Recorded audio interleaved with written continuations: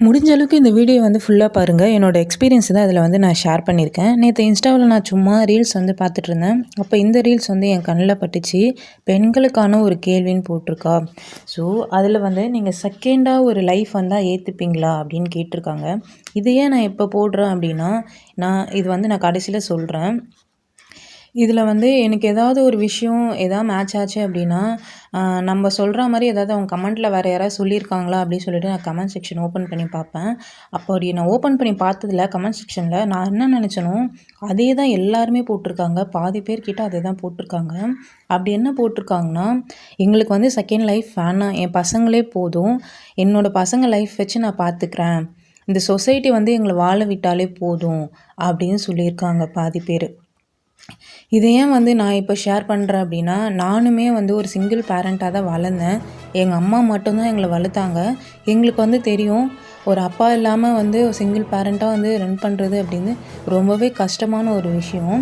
எங்கள் அம்மா கிட்ட நானுமே இந்த கேள்வி வந்து கேட்டிருக்கேன். நீ ஏம்மா செகண்டாக வந்து ஒரு லைஃப்பை சூஸ் பண்ணல, அப்படி சூஸ் பண்ணியிருந்தால் நம்ம நல்லா இருப்போமே, இவ்வளோ கஷ்டப்பட வேண்டியது இல்லையே அப்படின்னு நான் கேட்டிருக்கேன்.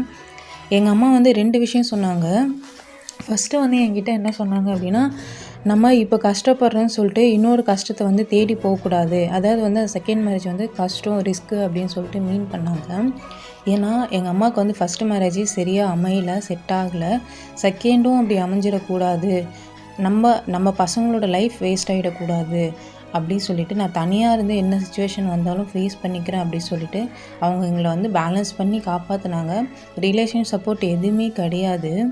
செகண்ட் திங்கு வந்து எங்களுக்காகவே வந்து எவ்வளோ வந்து அவங்க பிடிச்சதும் சரி, அவங்கள பிடிக்காதவங்க எவ்வளோ பேரை வந்து அவங்க விட்டுட்டு நம்ம பசங்க தான் அவங்க ஃப்யூச்சர் வந்து பார்க்கலாம் அப்படி சொல்லிட்டு, நான் அதனால தான் எந்த முடிவுமே எடுக்கலை அப்படின்னு வந்து அவங்க சொல்லிட்டாங்க. ஆனால் என்னோடய எக்ஸ்பீரியன்ஸில் வந்து என்னென்னு பார்த்திங்கன்னா, இவங்கள மட்டும் நான் சொல்லலை, நிறைய பேர் இருக்காங்க. 2 ரீசன்னால் வந்து அவங்க அந்த முடிவு எடுக்கக்கூடாது அப்படின்னு நினச்சிருப்பாங்க. யாருக்குமே இங்கே அது பண்ணக்கூடாதுன்னு, செகண்டே ஒரு லைஃப்பை சூஸ் பண்ணக்கூடாதுன்னு இல்லை. பட் 2 ரீசனால் வந்து அதை அவாய்ட் பண்ணியிருப்பாங்க. ஒன்று வந்து அவங்களோட பாஸ்ட், அதாவது ஃபஸ்ட்டு வந்து அவங்களுக்கு சரியாக அமைஞ்சிருக்காது. எப்படி அந்த லைஃப் விட்டு எப்படி வெளியே வர போகிறோம் அப்படின்னு ஒரு தாட்டில் இருக்கும்போது, செகண்டாக சூஸ் பண்ணால் எப்படி போகும்னு தெரியாதுன்னு சொல்லிட்டு அதனால் அது போயிருக்க மாட்டாங்க, இப்படியே இருந்துடலான்னு. செகண்டாக வந்து மெயின் திங்கு இந்த சொசைட்டி வந்து அவங்கள வந்து வாழ விடுமா, செகண்டாக ஒரு இது எடுத்தால் எப்படி பேசுவாங்க, பின்னாடி எப்படி பேசுவாங்க, அதை நினச்சி அவங்க அதில் போயிருக்க மாட்டாங்க. என்னோடய தாட்டில் வந்து நான் இப்படி தான் நினச்சேன். உங்களுக்கும் வந்து இது செட் ஆச்சுன்னா என்னை வந்து ஃபாலோ பண்ணிக்கோங்க. Okay, tata.